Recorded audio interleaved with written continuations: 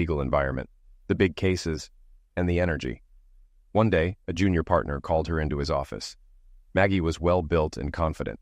Knowing her looks and personality made her a valuable asset. "Maggie, we have an interesting case that's being fast-tracked. It's a land deal that needs city approval. We need someone willing to work overtime. Are you interested?" "Sounds interesting. Where is it?" "Just outside Washington, D.C. in Maryland. The zoning is correct, so we only need city approval.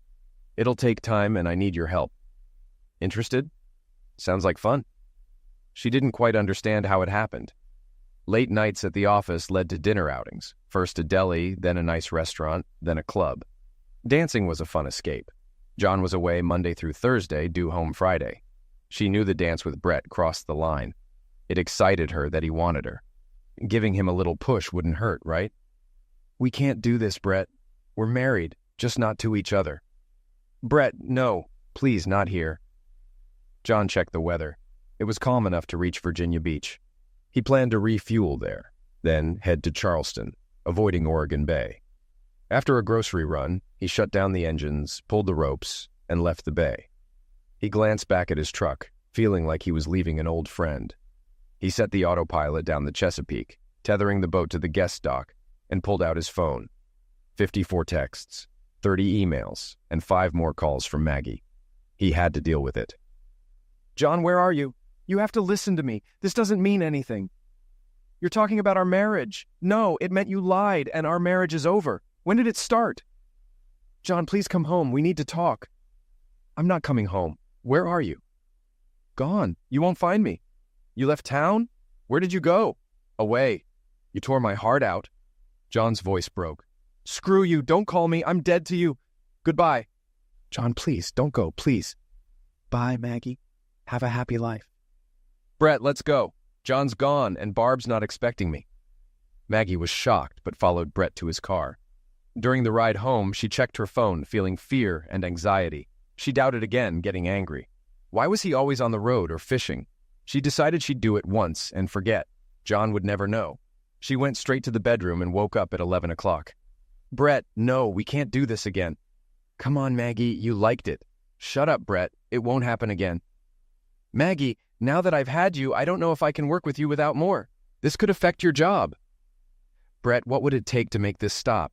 I love my husband. He would destroy us if he found out." She started crying. "One more time, then I'll think it over, damn you." "John, what did I do wrong? Why wasn't I enough? I loved her so much." John decided to wait out a storm instead of risking rough seas. He bought a folding chair and sat watching people pass by. He couldn't stop thinking about Maggie and Brett. The memories flashed in his mind, tearing at his heart. He remembered the first time he saw her laughing in the student center, her hair catching the light, her natural smile and those ice-blue eyes. She looked at him and smiled, making him blush. He gathered his things, thinking she was out of his league, but their eyes met as he walked past. Hi. She's so cute, and he's not brilliant, but not creepy either. I hope she remembers me. I'll remember her." A few nights later, he was at the frat house door. The keg was full. "Hey, I saw you at the Gull's Nest, right?" He turned and saw her. "Yeah, I think so. Why didn't you say hello?" "I did say hi, but you didn't stay and talk. Why?" "I didn't think you'd be interested." He blushed. "You don't talk much, do you?" "Not really." "You're making this hard. You're very direct," he said, smiling. "It's an art." She flipped her hair, laughing. John fell for that laugh again and decided he'd do almost anything to hear it more. "She's out of my league. I should leave now." "I should go. I have a test tomorrow." "Wait, what are you studying?" "Engineering.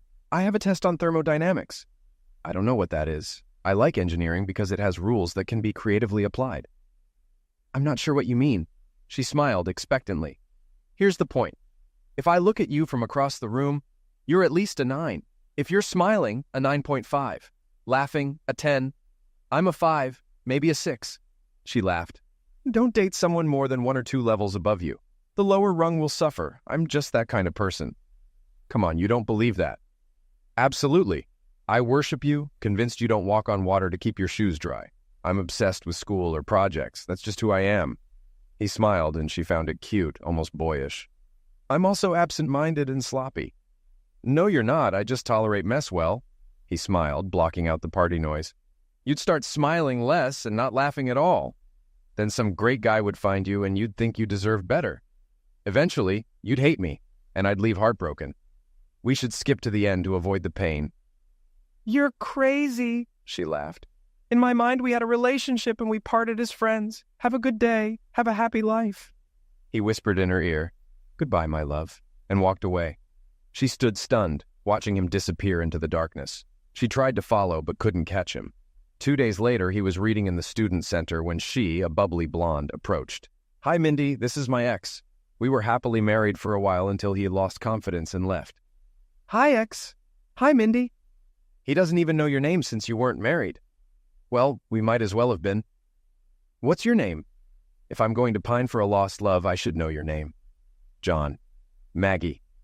She shook John's hand with a firm grip, yet her hands were incredibly soft. They talked until it got dark, noticing Mindy had left. "Thanks for the time, Maggie. Have a good weekend." "I'll be looking for you, John. If you asked me out, I'd probably say yes." "Maggie, your 10 against my 5 won't work. Looks aren't everything, and you're definitely above a 5. Now that I know how smart and sweet you are, a 10 doesn't fit. In my eyes, you're closer to a 10. Don't sell yourself short. You're tall, muscular, but not too much, and you have a beautiful face. Why do I scare you?" She looked at him, noticing his unique brown eyes. "When you laugh, my heart gets lighter. Your smile makes my knees weak. Even when you talk about boring subjects, I hang on every word. I'd do anything to make you laugh." She laughed, and he smiled thoughtfully. "You don't talk about your problems and think about others. That's irresistible. I'm scared you'll break my heart someday, and it will be my fault." "Did you just say you love me?" "Yes, I have to go now. See you later." "John, wait," she called out as he crossed the room. "Please don't make me beg. Just meet me for dinner tomorrow." He hesitated, then shook his head. "I have a test Thursday morning. How about Thursday night? I can't Thursday, but Friday works." "Sure. Meet me here at 6. She kissed him briefly and ran off. He watched her through the window, then noticed the guy next to him laughing softly. "You're done, kid. She won." He leaned back in his chair. The rain wouldn't stop. Feeling cold, he went to the cabin, crawled into bed, and tears mixed with the rain on his face. He missed her terribly. He vowed never to make the same mistake again. John woke to sunlight streaming in. He made scrambled eggs and sat at the small table, remembering how much it hurt to think of Maggie. He looked at his phone and saw messages from his sons, Jimmy and Sydney. He hated that they were involved in all this. Jimmy had just graduated and was working as an intern. He called John, saying he didn't need monthly payments anymore and wanted to be independent. Sid, a scholar working on his doctorate, loved the sea like John. He joked with Sid about studying ocean engineering, knowing things rust in salt water. The thought brought the first smile to his face in days. "Hey, Sid, I saw you called." "Hey, Pops, where have you been?" "I'm on vacation, traveling. Mom's going crazy." "Dad, what happened?" "You don't need to know, buddy. Just know I need to get away for a while. Mom wants to know where you are. If I tell you, you'll tell her. Please stay out of it." "Dad, what did you do?" "Nothing. Just know I'm out of town and we'll be in touch soon. If you need anything, call me. Leave a message if I don't answer." "Are you on a ship? Did you sail north or south?" "Yes, I sailed." "North or south?" "I have to go. I'll call you. Love you, Sid." "Love you too, Dad." Jimmy's call was predictable. "Dad, where are you? What have you done? Mom is hysterical. She's been calling me every hour. What have you done?" "I haven't done anything. Go home. You're acting like a child." "Jim, don't take sides until you know the whole story. I'm going away for a while. I'll call you sometimes. If you can't tell me what you did, stay out of it." Jimmy's tone brought John out of his thoughts, anger surfacing. "I'll say it again, Jimmy. Don't take sides until you understand. Then decide. Mom thinks you have a girlfriend. I'm traveling for work. She can have the clothes, the house, the car. No girlfriend, never. Don't do this, Jimmy." "Don't call me Jimmy. My name is Jim." "You're acting like Jimmy. Let's not do this again soon. I gotta run." Damn. John always had a good relationship with both boys, but Jim was a mama's boy and an athlete. John was his chauffeur and coach. They had a good relationship, or so John thought. He knew Sid would be patient, but Jimmy would take sides quickly. A weather check between Virginia Beach and Wilmington, North Carolina, showed good sailing conditions. He had 3 days of calm seas before the next system.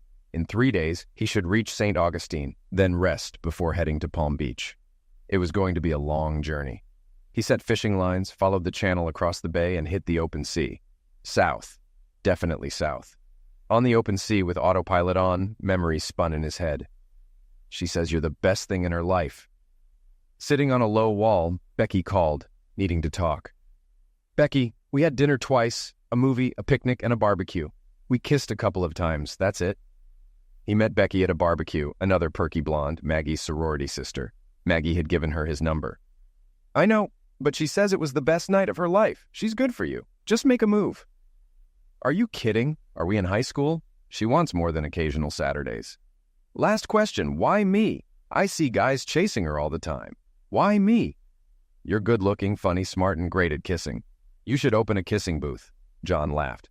I'll call her. We can talk, but it has to be a relationship. Becky laughed.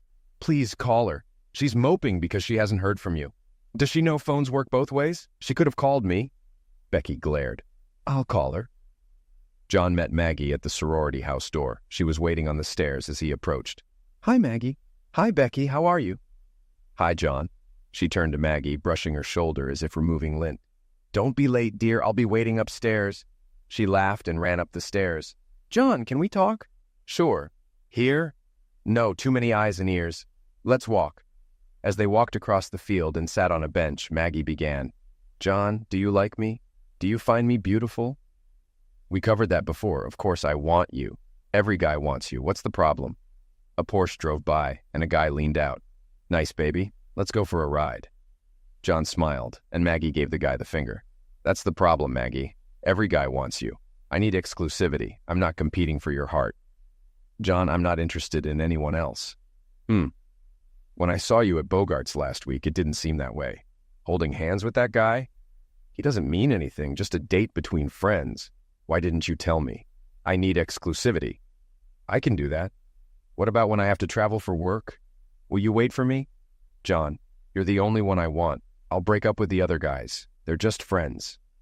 Maggie, I need trust. Once it's gone forever.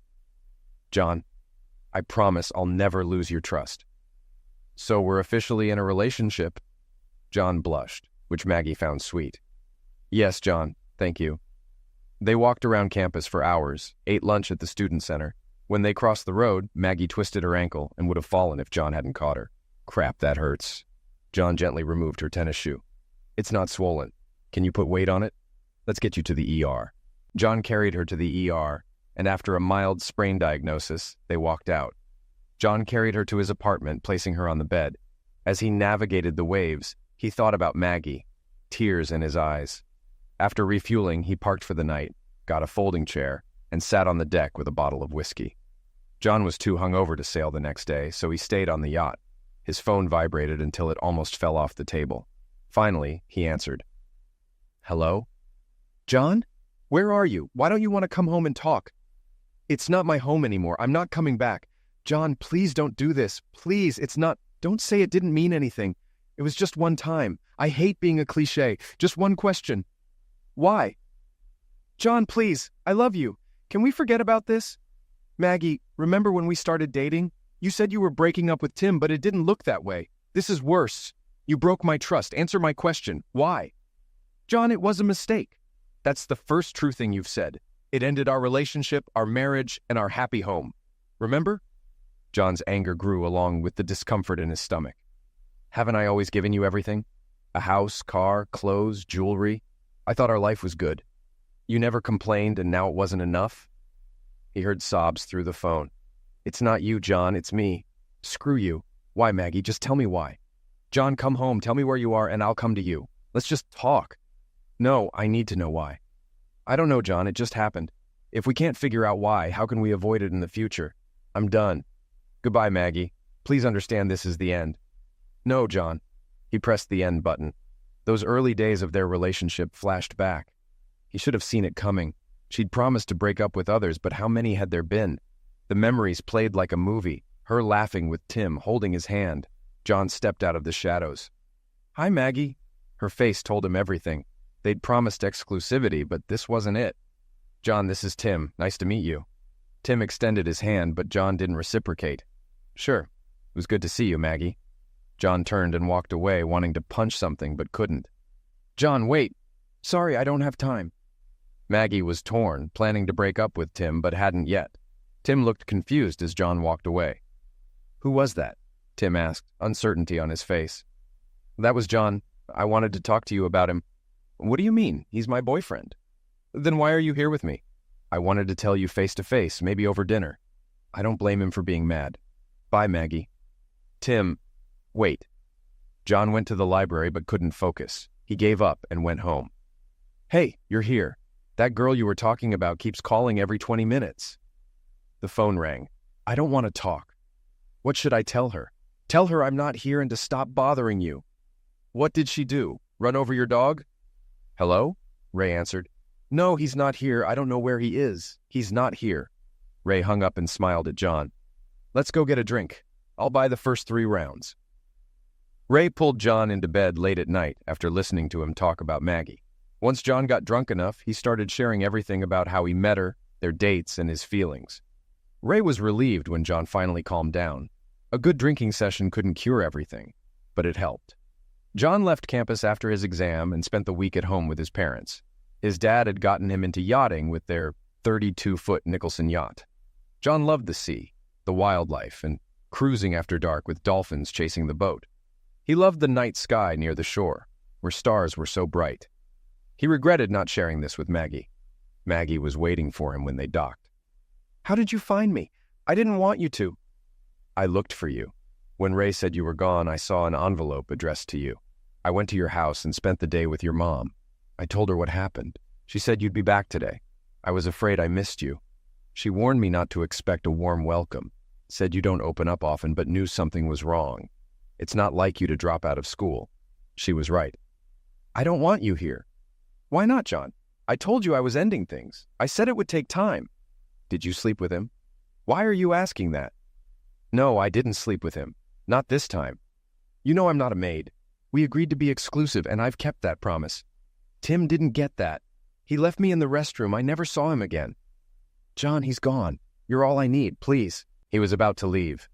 "Seeing you with him hit me hard. I'm not competing for you, Maggie. It's either right or wrong. If you love me, you won't be with anyone else. If I find out you are, it's over.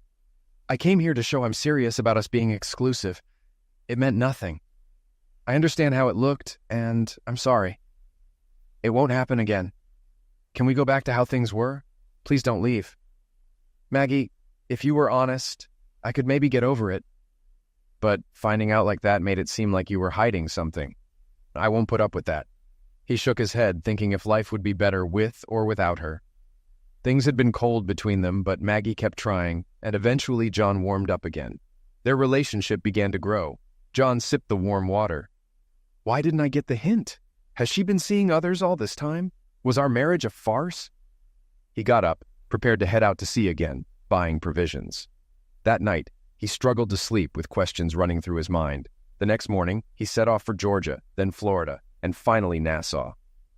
"Oh, crap, Maggie. What am I going to do?" Maggie wailed to Becky. "I've lost him. I've lost everything."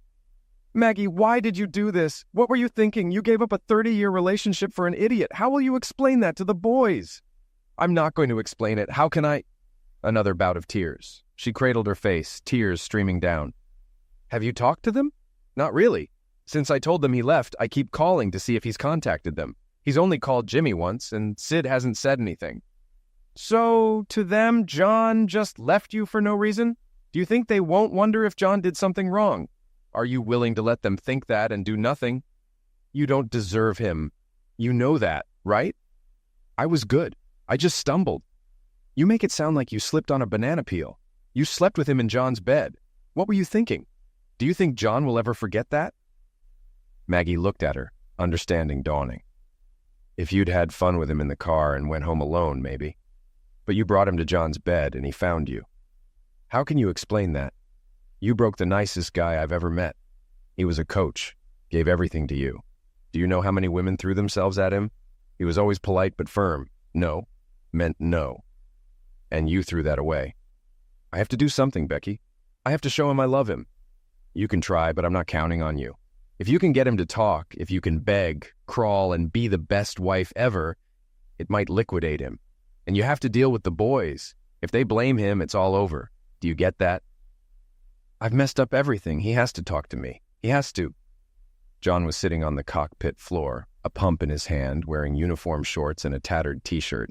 His tan had darkened under the Caribbean sun. "Hi, I'm Sarah." "Hi, Sarah." Without looking up, he noticed a locking ring on the case. If he turned it, it might come loose, and he could unlock it. "What are you doing?" "Fixing the pump." "Why?" "It's not working." "Where does it go? What's it doing?" "It pumps water into the well." "Okay, now I know less than I thought." The sarcasm made John look up. She had long blonde hair, slim but not skinny, with the sun behind her. He couldn't see her eyes, but saw her smile, and he instinctively smiled back. "There's a tank for the bait fish," she explained. "This pump takes water from the ocean and feeds it into the tank. The water then overflows back into the ocean, keeping it fresh and oxygenated. That way, the bait stays alive." It was the longest conversation he'd had in weeks. "That was nice." "What was nice, Sarah?" John asked. "You explained it well, not like I was stupid, thank you." "You're welcome." "You don't talk much, do you?" "Not usually." "Can I come aboard and take a look?" "Sarah, can I help you with something?" "I'm trying to fix my pump to go fishing. I'm sorry if I'm bothering you. My parents thought swimming here would be good for me, but it just reminds me of bad things." John saw the pain flash across her face. "If you want company, I'm not the best choice. I try not to think about bad things." "Are you here alone? Where's your family?" John shuddered. "The ex stayed home. The kids are grown." "You came here alone on this boat?" "Yeah, I need to buy a new pump. Stop by later if you want." "Can I come with you?" "Where?" "To buy a pump." "Sure, but I need to stop by the provision store." "Will you wait for me? I need to tell my mom." "Sure." John watched her run to a 60-foot sailboat.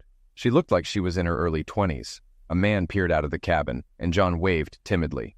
The man didn't wave back. When she returned, John noticed she was actually in her early 30s, with small crow's feet and creases at the corners of her mouth. "Do your parents mind if you come with me?" "They're just overprotective. I didn't have the best time before we came here. I'm sorry." They walked in silence, the steel drum music growing louder as they approached the marina office. There was a tiki bar with a sandy floor.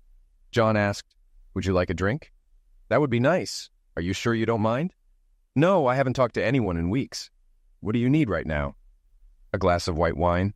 John smiled. They sat at a table away from the bar. The afternoon breeze picked up, easing the summer heat. "So, John, how long have you been here? What's your story?" "I went through a rough divorce, and my parents brought me here to get away. They rented a boat to escape our problems." She laughed, a mix of musical and sad. Her teeth were dazzling white, and her eyes a soft green. "What's wrong with that? They care about you." "A bad divorce, and I'm stuck on a boat with my parents who've been in love forever. It reminds me of what I'll never have. I love them, but it's hard." A tear rolled down her cheek. "I'm sorry to dump this on you. I have to go." "Sarah, please don't go." "I understand more than you think." She can't be old enough for all this, John thought. "John, I'm almost 30. It all came crashing down in 15 minutes. I left and never went back." "I'm so sorry. Are you divorced now too?" "No, didn't go through that process." "Have you talked to her? What happened?" "I talked to her a few times on the way here. Mostly questions from me, not many answers. It took a week and a half to get here, and I've been here almost a week." Sarah leaned back and looked at John with an expression of sadness. It was the most caring look John had seen in months. "John, do you want to talk about it?" "Maybe someday, but not now." "When are you coming home?" "We have 2 weeks left, but maybe sooner. Dad had trouble steering, and Mom and I don't know much to help." "Your dad must be really frustrated." John checked his phone. 23 unread messages. He opened the marine weather app. "Strong winds tomorrow, but the next day looks fine. Maybe we can take the boat out." "Do you think your dad will let me help steer?" "I wouldn't want to hurt his feelings, so maybe don't mention you know how to sail." "My dad had a 30-foot sailboat when I was younger. We sailed a lot. It's not much different." "Will you have lunch with us tomorrow? Can you help my dad? It would mean a lot to him." Sarah looked both excited and nervous. "I think we can work something out. Can we meet here at noon?" "Oh, John, I'm sorry. I understand what you're going through, and here I am asking for help. It's not fair." "It's okay, Sarah. I don't mind." The next day at noon, John walked up to the dock and saw Sarah waving. He shook the older man's hand. "John Baker, nice to meet you." "Ben Livingston." Ben's smile didn't reach his eyes, and he looked at John suspiciously. "You sail?" "Yes, sir. My father had a 32-foot Nicholson yacht. We sailed instead of doing other summer activities. John, this is my mom, Beth Livingston. Beth looked like an older version of Sarah. Hi, John. Thanks for meeting us. Sarah told us you sail, and Ben is excited about getting out on the boat tomorrow. We don't want to impose, but it would be a big favor. Ben and Beth asked questions, testing John's sailing knowledge. They knew more about him than he expected, including his recent divorce and struggles. They understood he was an engineer, out of touch with his office for almost 3 weeks, and close to facing the world again. The schedule was set. John lay on the bow of the boat, feeling the light breeze and watching the calm water. Sarah settled beside him, looking at the sky. Penny for your thoughts, John. They're not worth a penny.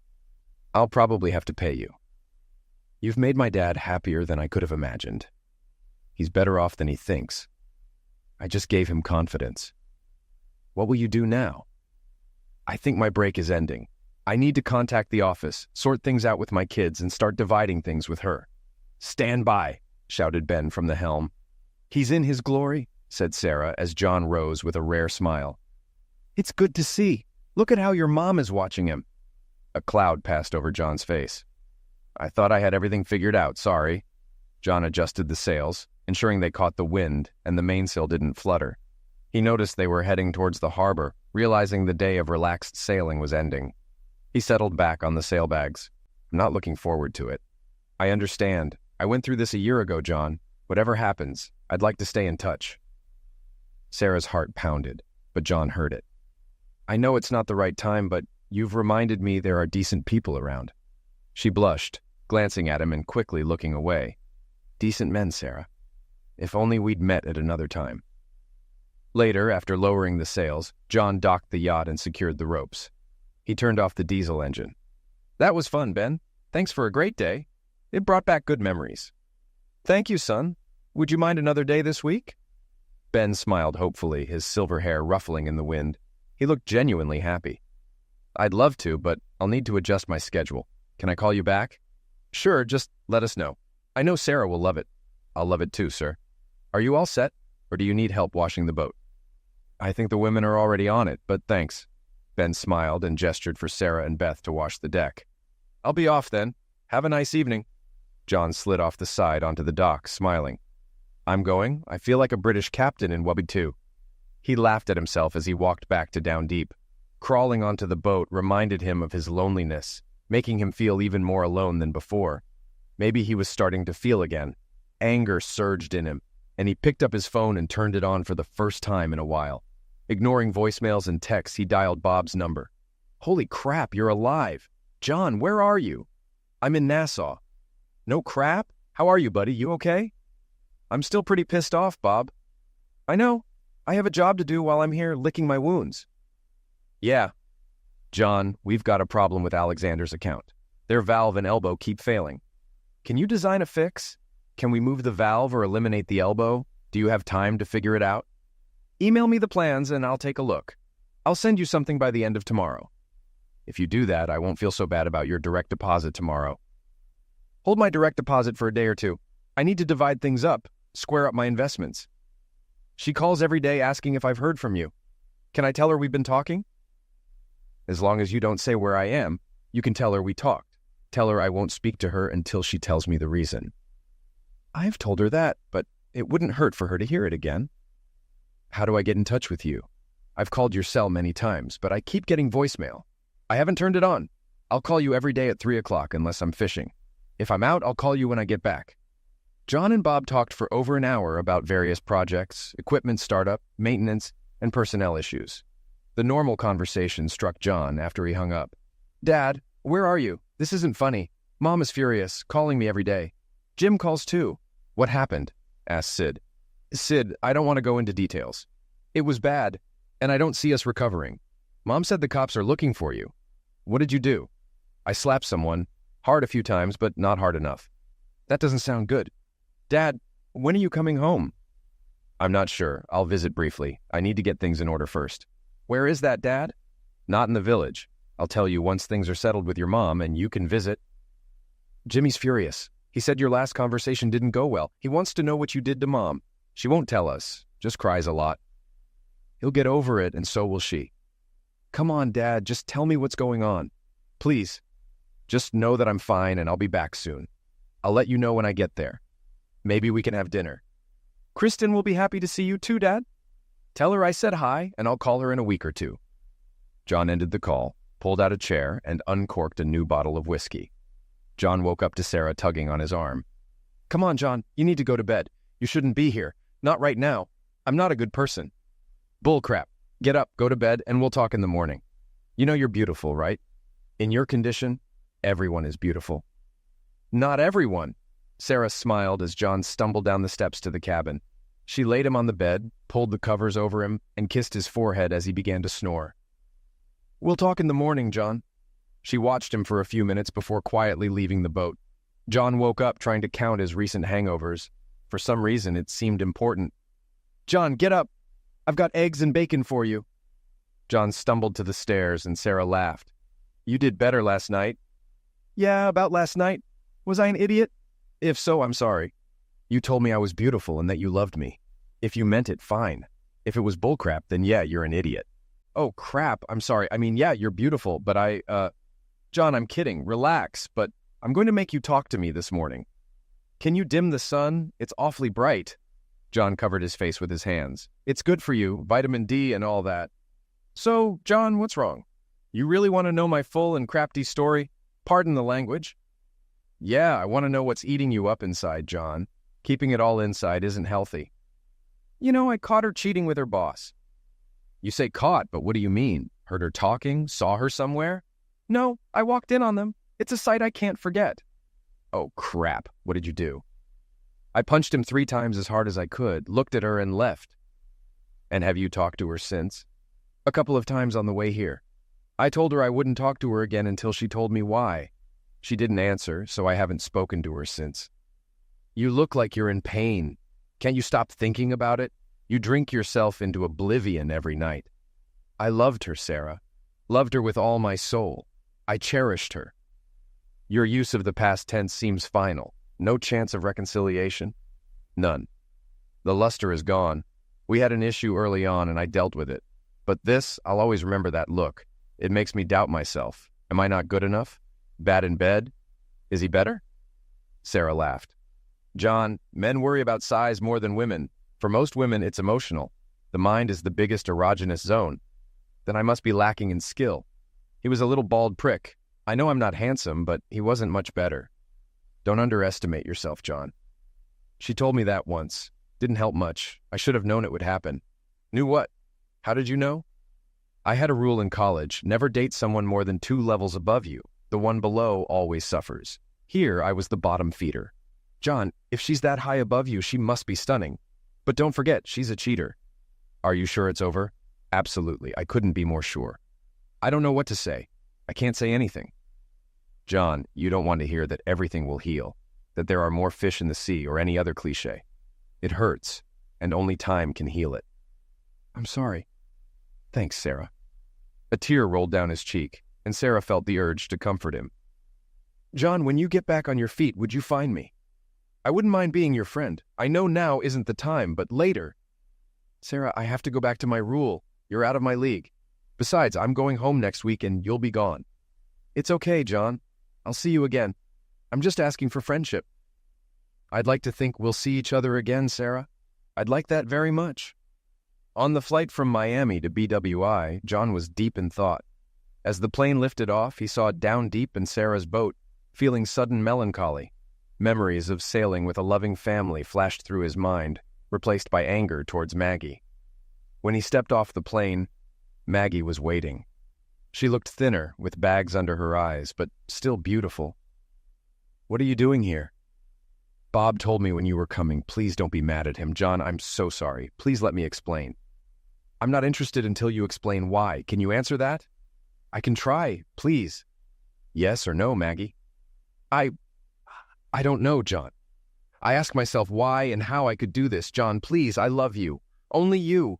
Please. She began to cry, tears streaming down her cheeks. Too many words, Maggie.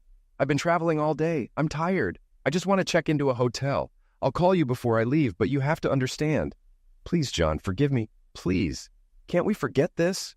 Come home. Maggie, you knew the rules. We were a team, no rivalry. I thought it meant until death do us part, but you eliminated it. We're done, I have to go." Maggie watched him walk away, get into a cab, and drive off. "John!" exclaimed Bob when John walked into the office the next morning. "Hello, Bob. It's good to see you. The clients have been asking for you. They want you to help with the launch. Can you go to St. Louis for a week or two?" "I need to see a lawyer first. I'll sort out my finances and figure out what else needs to be done." "Are you okay?" asked Bob, putting his arm around John's shoulders. "Bob, my head is clear, but emotionally I'm dead. I don't know if I'll ever get over this." John picked up a framed picture of Maggie, looked at it, and tossed it in the trash. "Everything reminds me of her. Maybe we should go our separate ways." "John, you're the heart of this place. I have a proposition for you. Once you're settled in, let's go out to lunch and talk." "I don't want to hear it, Bob. Don't try to convince me to bring that cheating strumpet back. No way. I'm not talking about her. I'm talking about work." Bob laughed as he left. "When I get divorced, I need to make sure she doesn't get a piece of the business. I have a meeting with a lawyer tomorrow. Can you handle it?" "Yes. I think I'll turn myself in at the police station. You'll fire me for misconduct, and I'll be a consultant after the divorce. Then she can only touch my consulting fees. I have to see a lawyer first." "Do you think he'll press charges?" "I hope so. We can negotiate. I'll sue for alienation of affection, moral issues, and more to convince him to drop the charges. We'll figure out the details later." "I hate this, John. We built this place together." "It's okay. Things will get back to normal. Well, a new normal. I've got to run." "John, how's it going?" Tim smiled, extending his hand. "I've been better, Tim. I need help with personal, family, criminal, and business law." "What's going on?" "A month ago, I caught Maggie with her boss." "Oh, crap. Where?" "In my bed." "Oh, crap. What did you do?" "Knocked him out and left. Went to Nassau for a month. Just got back yesterday." "Does she know you're back?" "Yeah, she met me at the airport. I want a divorce. Can you prepare the papers or tell me who can? I also need to deal with the police. I believe I'm wanted for assault." "Let me make a few calls. Can you wait outside? I think we can use this to negotiate. You should be fired for misconduct so she can't claim your share. I didn't take pictures, so it's my word against theirs. Not sure if infidelity charges will stick." "Okay, let's get Mary and George involved." "I don't know how I'll afford it, though. What's your fee, John?" "Don't worry about it now. We'll sort it out. It's all uncertainty." Charges hadn't been filed, but being arraigned was humiliating. John appeared before the judge via video link with George next to him. "Mr. Baker, it says here you assaulted Mr. Brett Gunaris, striking him several times. How do you plead?" "Guilty, but I didn't punch him in the head, just in the face. 3 times. "Do you admit to striking him? Are there extenuating circumstances?" "Yes, Your Honor," replied George. "Please explain, Mr. Baker. I don't mean to be disrespectful, but they were in the middle of—" "In flagrante delicto, Your Honor," George interrupted. "Thank you, George. Yes, Your Honor. They were doing it in my bed, in my house." A hint of a smile appeared on the judge's face. "And you decided to punch him?" "Yes, Your Honor. My arm was hurting, so I didn't think a 4th punch was warranted. The state appreciates your restraint, Mr. Baker. You'll be in my courtroom in 2 weeks. Is that satisfactory, Mr. Hands?" "Yes, Your Honor," replied George. "Mr. Baker, you've got the wrong guy. Mr. Gunaris is campaigning for state's attorney and is very unhappy about the costs of his emergency care and dental work due to the damage you caused. If he's unhappy, so is the district attorney. Be prepared." She smiled at John. "Thanks, Your Honor. We'll be ready," George answered for him. "Oh, and Mr. Baker, please don't punch anyone else." "Yes, Your Honor." "You are released on your own recognizance. Don't leave the state, Mr. Hands. You're responsible for ensuring your client is in court at the appointed time. You are free to go." "Yes, Your Honor, he'll be there." As George and John left, George muttered, "My God." She smiled. "I've never seen her smile before. She seemed nice to me, George." "She's never been called nice. More like Hung Harriet." "That'll be interesting." The next day, John received termination papers by courier stating that the partnership was dissolved on moral grounds due to his arrest and pending sentencing. He took the letter to Tim's office and tossed it away. Now there was nothing left to do but wait. The yacht was still in Nassau. He couldn't leave the state and was unemployed. He drove to the bay in a rented car, sat on the shore, and watched the water until it was too dark to see. The next day, at 11 a.m., as he sat in his hotel room, the phone rang. "Hello? John? John, please don't do this. Maggie, I told you I won't talk to you again until you give me a reason. I didn't mean for this to happen, it just did. We were working, had a drink, went dancing, and then it just happened. Maggie, do you know how much this hurts? You ripped my heart out. I thought we'd grow old together, play with our grandchildren. Now it's all gone. John slammed his hand on the table. John, please let me explain. Let me show you I love you. Please meet me. Explain, one try. Then you sign the papers and we move on. I'll have a lot of free time soon, probably in jail. Oh my God. John, how did you get fired? You were partners. Moral clause. If either of us is accused of a crime, the company goes to the other. I have a court date next week. I won't let him do it, John. I won't. You don't have a choice. Are you still working with him? Please meet me. Let me show you I love you. Her evasiveness didn't go unnoticed. It's too late. I just want to settle my affairs and leave. Please, just lunch? We can talk in a public place. Okay, tomorrow at Deluige in Little Italy, noon. Okay, John, thank you. I love you. Don't say that. And don't call me that ever again. You've lost that right. Okay, John. I'm sorry. He was sitting against the wall when she came in. She looked as beautiful as she did in college, though with a few extra pounds and red eyes. Maggie! He didn't stand up as she approached. No hugs? She asked with a strained smile. No. John, you're so cold. We've spent 30 years together. You had fun with another man in my bed? How many times? How long? It was only once, John. Do you expect me to believe that? I don't. It was a mistake. It just happened. You make it sound like you slipped on a banana peel. You don't have to be rude, John. Isn't that what Becky said? John, I'm so sorry. I can't believe you've lost your company. Are you going to fight it? No. It's in the contract, just like the morals clause in your job. I'm going to sue him for alienation of affection and your firm for not honoring the morals clause. John, you're just trying to hurt me. I deserve it. Say whatever you want and I'll take it. Just let me show you I'm sorry and that I love you. Remember Tim in college? That was your only chance. Yes, you won't have another. How would you feel if you came home, excited to see the love of your life, and found him with someone else in your bed? Oh my God, John, I'm so sorry. I wasn't thinking. You weren't just seeing me in your head at that moment, were you? It hurts, John. Pain sucks, doesn't it? You want to feel pain? Try the boys calling and asking what you did wrong. What did you tell them? I didn't. I just asked where you were. Her sobs made her words fragmented. You have to take responsibility for your actions. Until you do, nothing will change. I don't know if I'll ever get over it or trust you again. I told you this would happen back in college. You're a 10 against my 5. I'm done. If I don't end up in jail in the next 2 weeks, I'm out of here. Where did you go, John? I know you were on the boat. I found your truck and took it home. It's in the driveway. Give it to one of the guys. Give it to Sid. He hasn't accused me of anything. I don't know what's going to happen to Jimmy. You think I have a girlfriend? Maggie's face went pale. Oh, God, no. Tears flowed uncontrollably. I'm so sorry. What have I done? You've ruined this family. I don't believe you anymore. John, please believe me. It was just one time. We came home from the bar, and it happened. You slept with him in my bed. The most vulnerable act you can do to another man in my bed. Anger flared again. Yes, John, I'm so sorry. I can't deal with this. I'm getting out of here. Don't call or write me. Deal with the boys. If they call me, I'll know you took responsibility. I'll let you know if I don't go to jail. If I end up in jail, you won't be my only call. John stood up, threw some money on the table, and walked out. Maggie reached for him, but he brushed her off. Mr. Baker, the judge said, I see you've taken responsibility for your actions. You're driving a little fast, but otherwise you haven't broken the law. She looked at the papers on her desk, then at John. Do you have any statements? Anything to say about your punishment? Your Honor, I'm sorry my actions brought us here. Sorry for wasting your time. I wish I could say I won't do it again, but if I caught my wife... He looked at George. In flagrante delicto. The judge smiled as George whispered. Yes, that's right. I'd be inclined to punch him again. I'll try to restrain myself. Mr. Baker, are you working? I was fired due to the morals clause. I'd like to come back, but it depends on today. The court believes you made a bad decision under extreme stress. I'm treating this as a PBJ.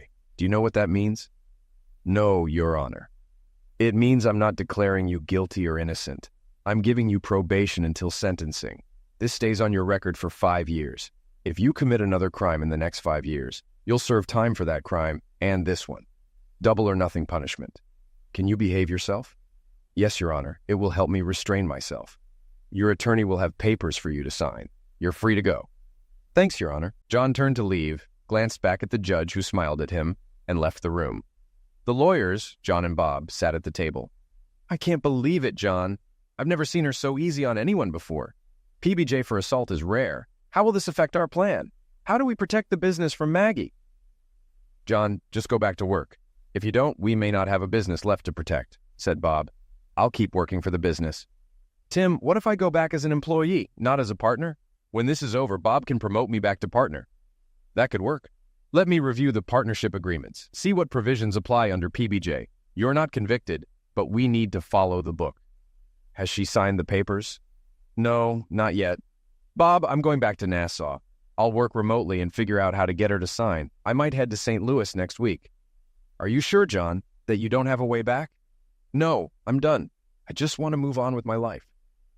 John walked down the pier toward the Down Deep and saw the empty spot where Sarah's boat had been. A wave of melancholy hit him, realizing she was gone from his life. He cherished the memories of their time together and the boat ride with her parents. She was proof that good, loyal women existed. Maggie watched John leave the restaurant, feeling his pain like a weight on her chest. She struggled to breathe, her hands shaking. She wanted to hold him, to make everything better as she had in the past, but she knew it was truly over. She kissed John in her mind one last time, feeling his warmth as tears flowed from under her sunglasses. Mom, really? Are you kidding me? Jimmy asked. You got caught in Dad's bed. Do you know where he is? No. I tried calling, but he won't answer.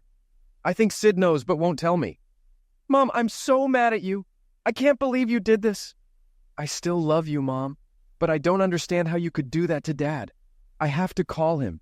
I hope he takes my call. He's out of the country, Mom. He doesn't want to talk to you or Jimmy.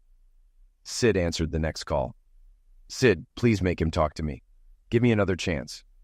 Are you still working with that guy? Yes, I have bills to pay, a mortgage.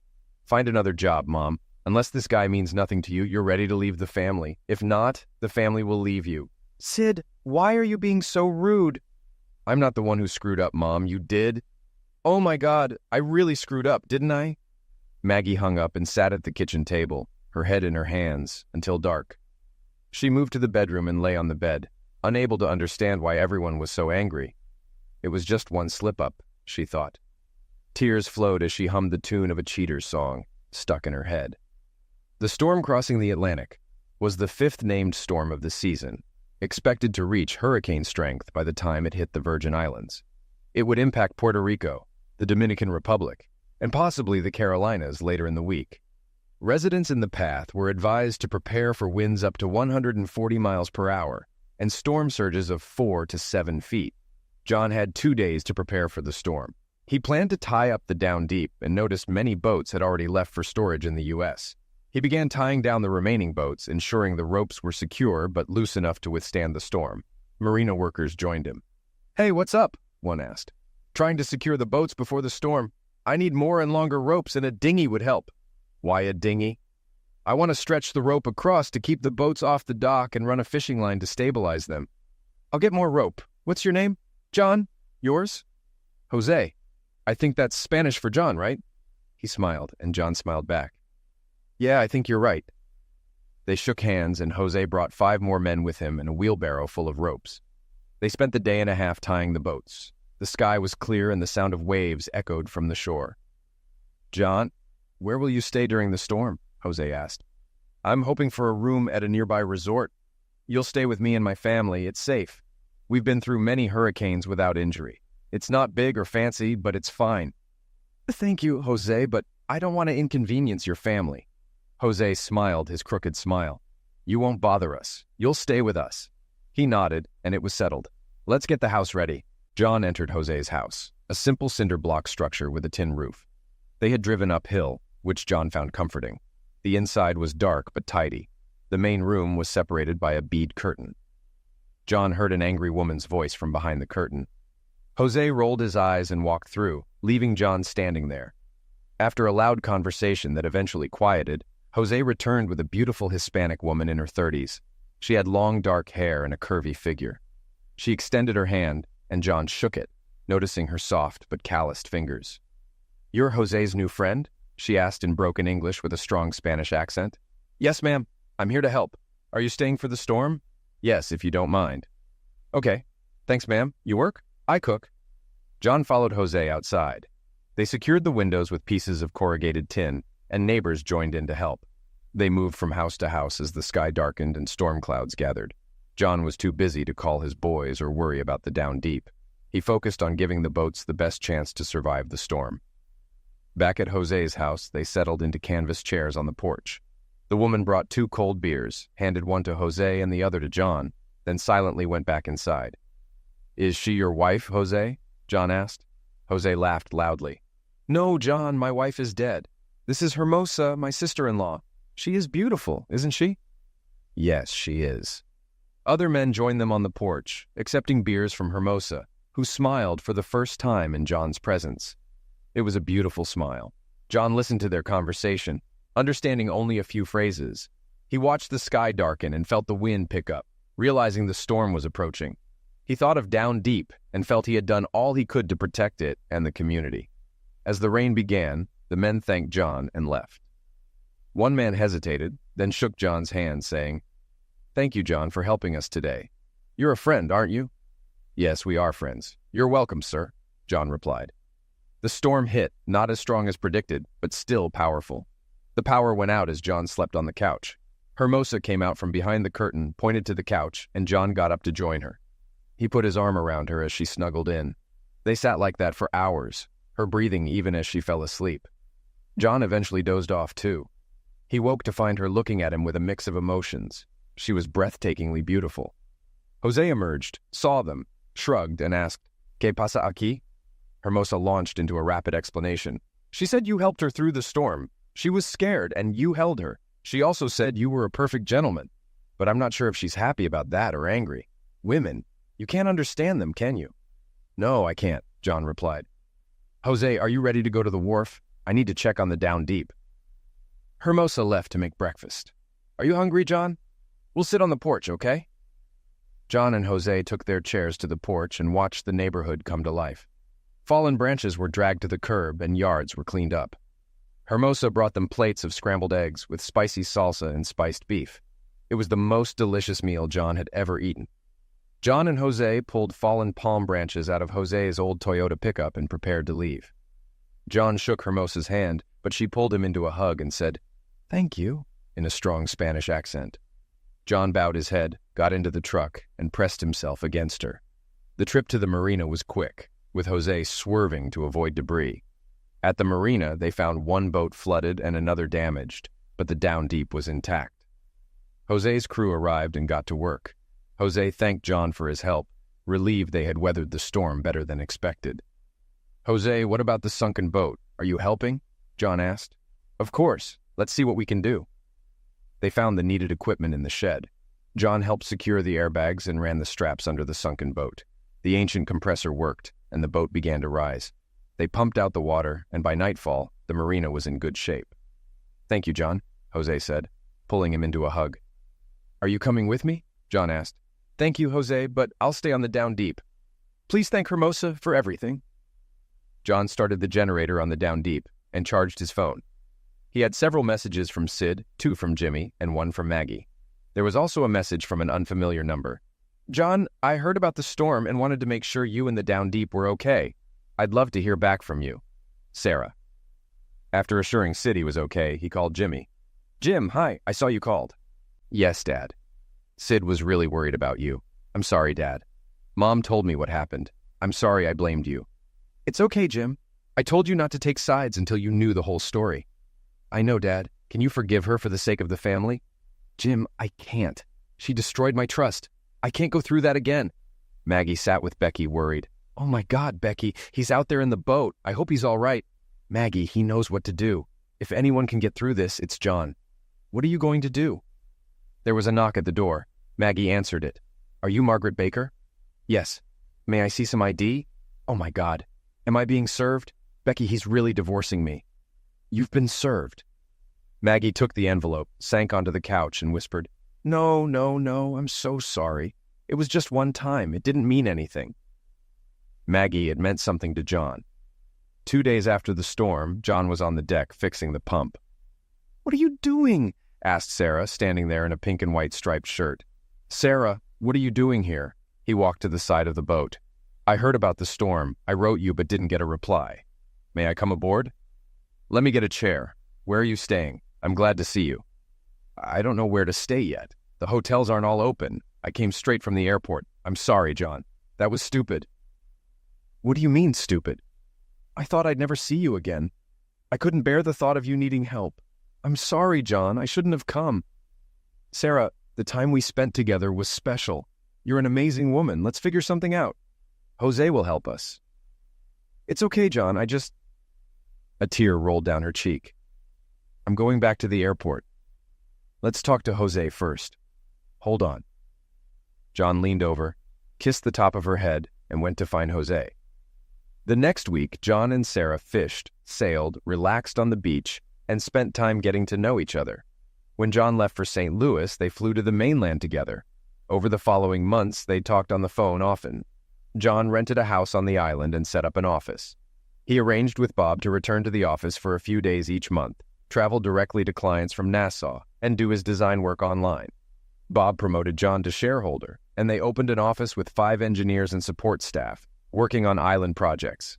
Maggie agreed to the divorce terms. She kept the house, and they split the liquid assets equally. Maggie sued the law firm for maltreatment, resulting in Pumper being fired. He struggled to find work, and eventually left the area. His claim against John was dismissed, and John received a settlement from the firm, which he set aside for future grandchildren. Sarah and Maggie met one sunny afternoon when Sid and Kristen, along with Jim and Courtney, visited. John sat on the porch of his rented bungalow, rocking his first grandchild in a sturdy chair. Maggie watched from the foot of the porch stairs. John, I thought we were going to do this together. I'm so sorry. It really didn't mean anything to me. Maggie, it meant a lot to me. It showed that what we shared didn't matter to you. It destroyed my trust and broke my heart. I had to move on or die. Hey, baby, Sarah said, coming out with a tray of iced tea and a soft drink for the baby. She looked at Maggie, then at John and back at Maggie. Hi, you're so beautiful, just like John said. I'm Sarah. Maggie's shoulders slumped and a tear rolled down her cheek. I hope we can be friends, Sarah said, extending her hand. Hi, Sarah, I hope so too. Take good care of him. He deserves it. You're a very lucky woman.